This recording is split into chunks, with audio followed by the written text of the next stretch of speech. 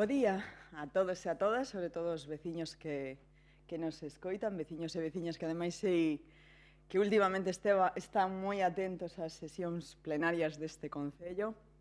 Chegou a era digital para quedarse e quero empezar esta nova legislatura, este novo pleno, saudando a veciñanza e saudando tamén os compañeiros e compañeiras que por primeira vez acudides a este salón de plenos para realizar un pleno que ademais nesta ocasión é para celebrar o sorteo de mesas electorais, o abeiro do decreto 400/2023, de 29 de maio de disolución do Congreso dos Deputados e do Senado, e a convocatoria de eleccións. No seu primeiro e único punto, o que imos a facer vai a ser o sorteo das mesas. Así que, se vos parece, se tedes algo que decir, unha quenda de palabras, aínda que sexa para dar a benvida a esta nova legislatura, pois adiante.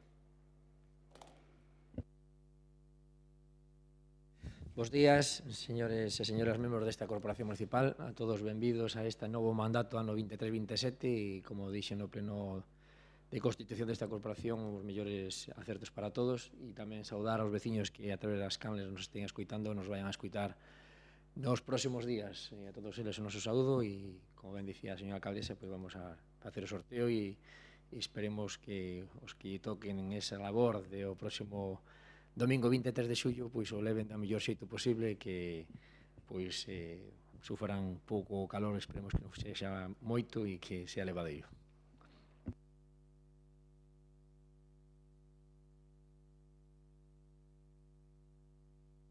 A todas e a todos, a única persoa que está no público acompañándonos aquí hoxe, tamén a aquelas que nos siguen dende as súas casas. Nada, eu xa vos din a benvida a todas e a todos no pleno de investidura.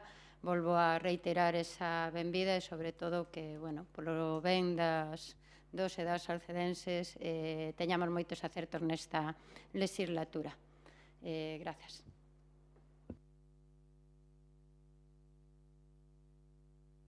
Bueno, bons días, grazas pola recepción. Eu quero esperar que estemos aquí para dar o mellor de nós para ben da veciñanza. Pois moitas gracias aos tres portavoces. Baixamos agora, se vos parece, a presenciar o sorteo das mesas. Un representante de cada partido, por favor.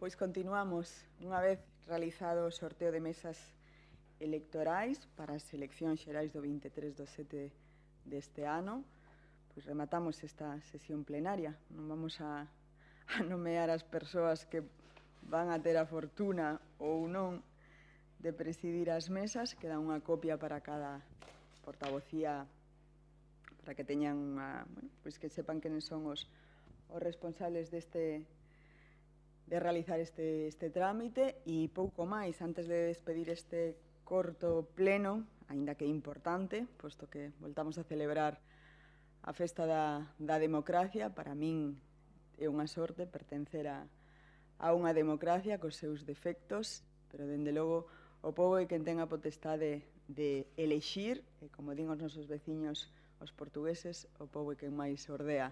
Si antes lle din unha quenda de palabras ás portavocías neste primeiro pleno celebrado no Salón, tamén lle vou a dar aqueles concelleiros e concelleiras que se achegan por primeira vez as desculpas que vos traslado, que supoño que faremos extensivas a Ana Cristina de Marcos Troncoso, que por motivos laborais non nos pode acompañar hoxe neste pleno. E, bueno, benvidos a Vanessa, Luís e Manuel. Si queredes falar, a dedicar as vosas primeiras palabras aos veciños e veciñas, adiante, tedes esa oportunidade. Pois nada, no caso de Tano, e falou antes, e queda a compañeira Selene por si quere dar a benvida á veciñanza. Micro. Gracias, Selene. Nada, simplemente agradecer a ti e ao resto dos compañeiros a benvida e a ver que tal. Quedan moitas cousas por facer, moito que traballar e espero que se poida realizar do mellor xeito posible. Gracias. Pois os mesmos desexos, diálogo, achegamento, comunicación, por suposto o debate será benvido, pero que todo sexa polo futuro e polo progreso e benestar dos nosos veciños e veciñas. Moitas gracias.